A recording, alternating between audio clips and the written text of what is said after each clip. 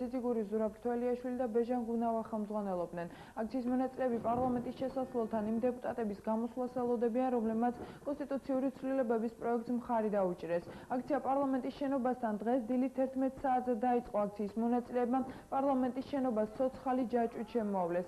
პარლამენტთან ახალი მემარჯვენეების ერთ-ერთი წევრი მანანა ნაჭყებია სესიიდან გამოსვლის შემდეგ მივიდა და მოსახლეობას აქციაზე მისვლისკენ მოუწოდა. მისი თქმით,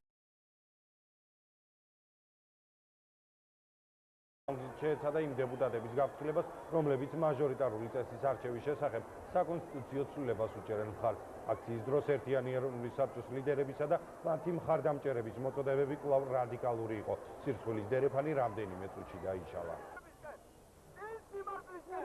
დერეფანი დღის მეორე ნახევარში გაემართა ოპოზიციამ პიკეტი პარლამენტის სამ შესასვლელთან მოაწყო. აქცია კეჭის დასრულებამდე გაგრძელდა.